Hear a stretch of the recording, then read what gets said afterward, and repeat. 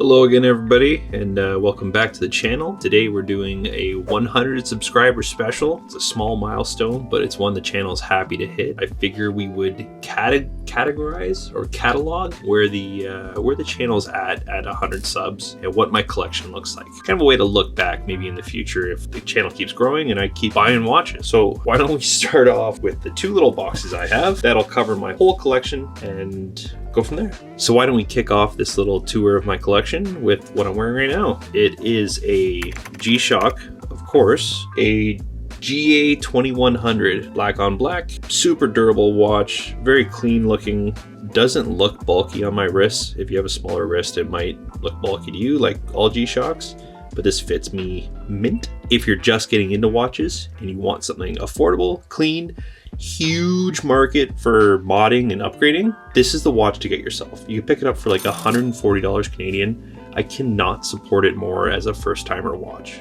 Might as well continue with the other G-Shocks. So here we go, starting from my left over to the right, we have one of my favorite daily wearers, my 6900 series GM. It is classic G-Shock watch with a slightly fancy silver bezel, obviously not real silver, but I have seen these bezels, but faceplates, these cases, I have seen them available on eBay out of sterling silver. Seems to be one person doing it, and I really want to pick one up, just leaving this one exactly how it is. You could find me wearing this all the time if I'm not wearing my 2100.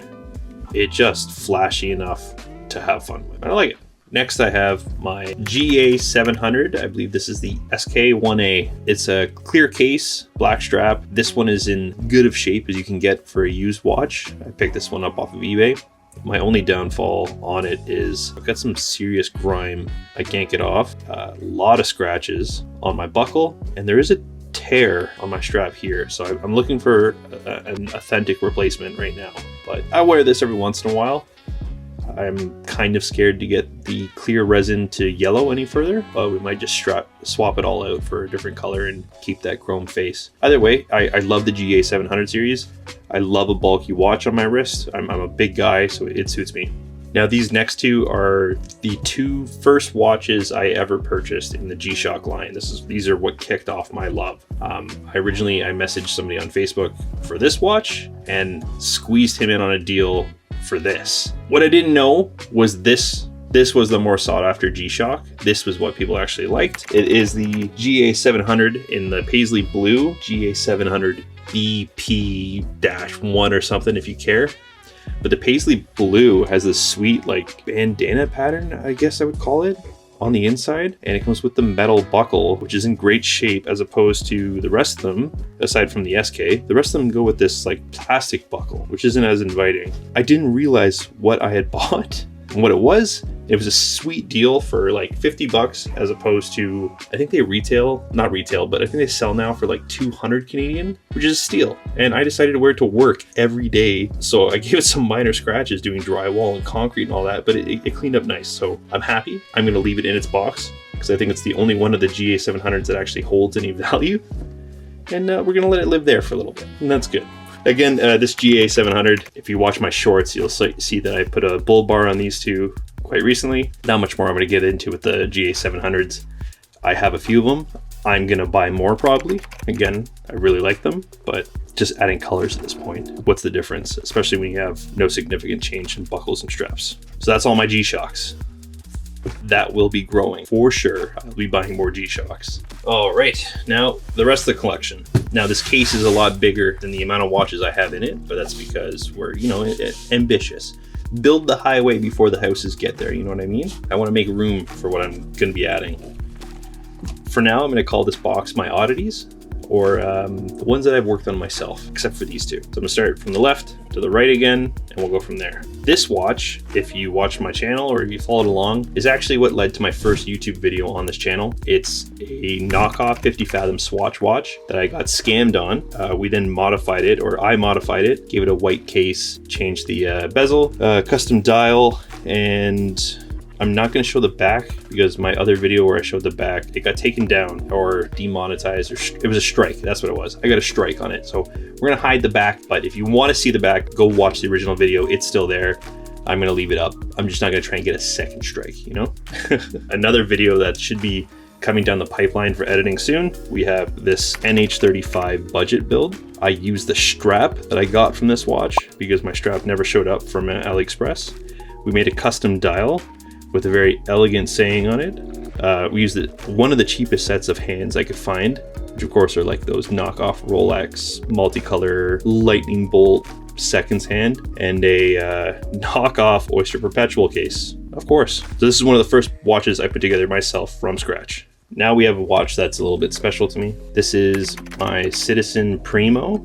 If you'll notice, the strap is not the authentic strap. When I bought this watch, all I had typed into eBay was broken watch or repair watch. This is the watch that got me into watch repair as a hobby. I picked this watch up for about $20, non-functioning, broken glass, broken hands, no strap, and I slowly started the hobby. In this, I changed the crystal, I changed the hands, or at least I straightened them.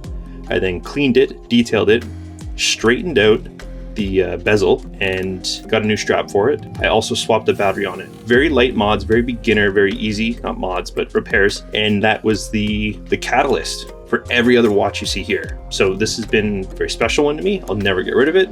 It's just gonna remain in the collection. It's not one that I would normally wear because it's a very sporty chronograph style, and that's not usually what I'll wear, but it stays with me, no doubt. I have a little bit of love for Swatch. It's a Swiss watch company that makes a lot of fun pieces. It makes a lot of goofy pieces, and I feel like this next one really falls in line with that. This is the Swatch Aqua Chrono from 1994. It's the year I was born. It's a fully functioning diver's watch, I guess. Everything on it seems to be in working order. It's clean. It's a fun looking watch. I just cannot picture a scenario where I wear this and it's too small for my wrist. I cannot get this to fit on my wrist. Tree trunks for arms, so it doesn't compute. Originally, I bought this and this one to fix another watch, which I'll show you. It's just not functioning, so it's not in the collection. But once we got it home, I realized I can't take it apart. It's just part of the collection now, so I'll probably sell it off one day. Till then, it's here. All right, nearly completed. We have another Swatch in the collection, and this is the Swatch watch Lemon Breeze. It does not have the original strap on it or band, but it is a Swatch band, so that's kind of cool. This one, oddly enough, came all the way from Albania, and when I bought it, I originally just wanted the chronograph to fix another watch that I bought from Albania, which I'll show you in a second. This is as far as my Swatch collection goes. I do plan to buy an Atlantic Ocean 50 Fathoms that actually is authentic, so we will replace this one at some point. Aside from that, the only other Swatch in my collection is this Swatch right here, is the only other one in my collection. And as you can see, it has very elegant packaging shipped all the way from Albania. From the size of the box, you might be thinking, how did a watch fit in there? And I'll tell you, the person that packaged it didn't care too much for my vintage purchase because he folded the dry rubber until it broke. So here we have what I believe, to my memory, is a Swatch Arrowhead, another 90s Swatch watch. This is something I would wear out at a party, no questions asked. I think it's hilarious. You can see the remnants of the dry rot in there. That's pretty typical for these vintage Swatches. That will be a video soon where I'll try to repair, replace, and add it to the collection. So stay tuned for that one as well. All right, that does it for the collection.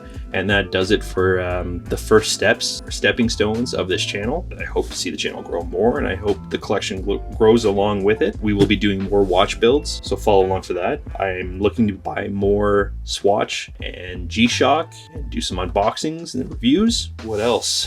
I think I might start filming the purchases and sales I'll be doing on eBay. Plenty of things to come. And if you guys have any ideas or things you want to see with watches, just shoot me a message or a comment down below in this video. Give a like. I'm thinking June that's coming is my birthday month, and I'm planning to do a giveaway for June. So details and rules for that giveaway will be coming up. So follow along for the channel to see that in a post, and we'll go from there. Otherwise, if you like what you saw and you want to follow along, like, comment, subscribe, all that jazz, and I will see you guys in the future. Thanks for watching.